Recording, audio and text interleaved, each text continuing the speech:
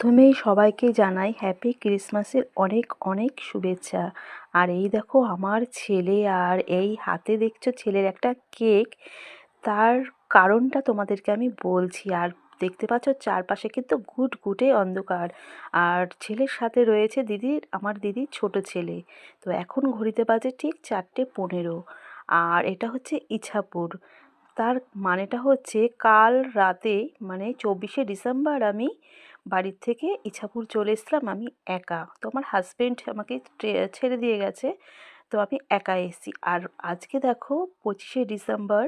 তো ভোর এখন 4:15 বাজে, আর ছেলে দেখো ইছাপুরে চলে এসেছে বাড়ির থেকে, মানে বেলঘরিয়া থেকে সোজা ইছাপুর ও বাইক নিয়ে এসছে। মানে ভাবতে পারছো কত মানে সাহস এই ভোরবেলা, মানে ও এখানে চলে এসছে। আমি যার জন্য মানে পালিয়ে এখানে এসছি।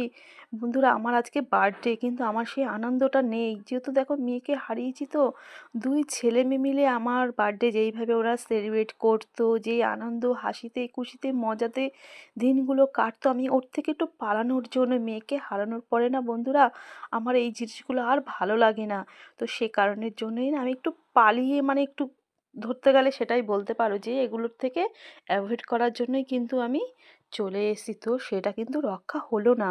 আমার ছেলে যে এইভাবে আমাকে সারপ্রাইজ দেবে আমি নিজেও মানে ভাবতে পারিনি, যে এই টাইমে ছেলে এসে, ছেলে ঘুম থেকে আমাকে তুলে দেখো আমার হাতে আমার বার্থডে কেক ধরিয়ে দিয়ে একদম কিন্তু রেডি। সত্যিই বন্ধুরা, আমি কিন্তু আশা করিনি যে ছেলে এই টাইমে আসবে আর আমাকে এইভাবে সারপ্রাইজ করবে। আমার ভীষণ এখন কষ্ট হয় বন্ধুরা এই দিনগুলো আসলে। যেই মানে হাজবেন্ডকেও বলেছিলাম এইসব দিনগুলোতে না আমি আর বাড়ি থাকবো না, নয় কোথাও আমরা ঘুরতে চলে যাব, নয় থাকবো না বাড়িতে। ভীষণ মেয়ের কথা মনে পড়ে এই দিনগুলোতে না, কিভাবে যে কাটিয়েছি মেয়ে ছেলে দুজনকে মানে সাথে আমি সব সময় থাকতো, আর আমরা ভীষণ আনন্দেতে মজাতে আমরা দিন কাটিয়েছি।